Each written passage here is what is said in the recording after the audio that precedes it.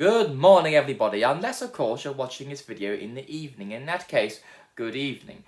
And you are watching Time Travel TV, and the more observant among you may have noticed that it's Christmas time again. And it comes out every year, and yet we're always so excited. However, today I'd like to talk to you a little bit about a time in which they felt they did need to celebrate something, and that was the Christmas of 1914. Now, the First World War had started in August 1914, and everybody thought it would all be over by Christmas, and yet Christmas came round, and it very much wasn't over. So, one of the things that the Allied troops given, or the British troops more precise, were these Christmas tins. This is an example from my own collection. And inside they contained either chocolate or tobacco, a pencil for writing letters home, and a little Christmas card from the King and Queen. Most of them haven't got their contents. This one does, as a matter of fact. Not all the contents. Here is the tobacco, and it's also got a little Christmas card inside. Let me just take that out and show you. Here we go. Oh, moment of truth. So here we have it. A Christmas card. Now it should contain. Oh dear, I've lost it. It should contain a little picture of the King and Queen. It's missed one of the King, unfortunately, so it's only got the Queen left. But that's inside there. And they're quite rare if they've still got the contents in, so I was very pleased to come across this. It wasn't the first time they'd given such things to soldiers. For instance, for the coronation of Edward VII, I believe, they gave away these little tins of chocolate. This one does still have the chocolate in also.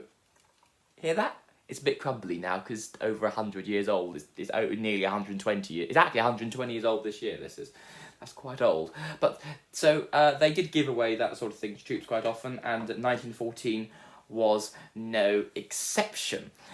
However, that was not the only thing the Christmas of 1914 was famous for. In fact, it was much more famous for the Christmas Day Truce, which many of you have probably heard of before or seen in films.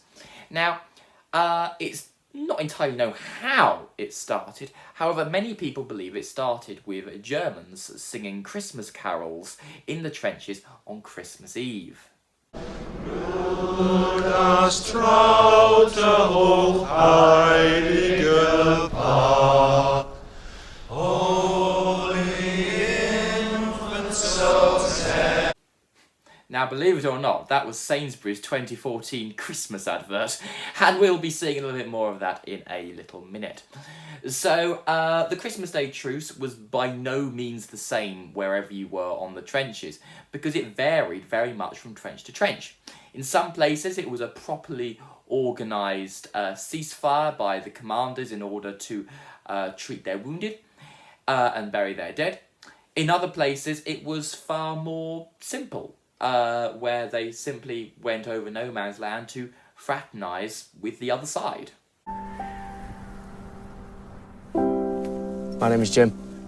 Mein Name ist Otto. Pleased to meet you, Otto. Freut mich. Now, it is from this informal fraternisation, which we see in so many parts of the trenches, we get perhaps the most famous of stories of that day, and that is the football game, which has been written about in so many books and portrayed in so many films.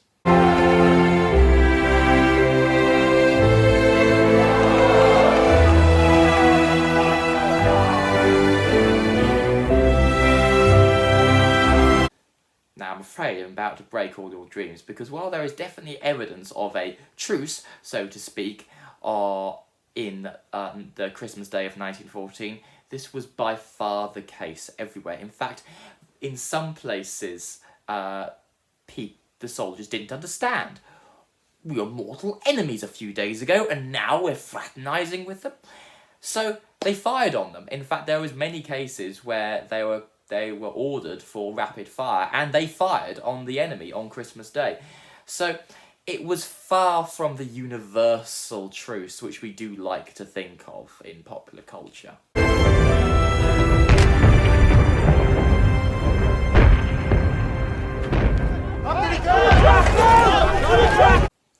Word quickly quickly reached Britain about the Christmas Day truce, and it confused the British public.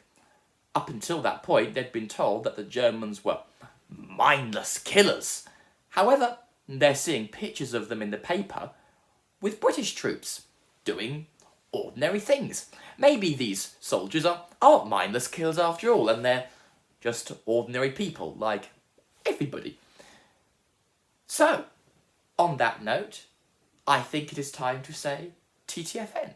And I will see you next time, and all there is to say now is have a very, very Merry Christmas.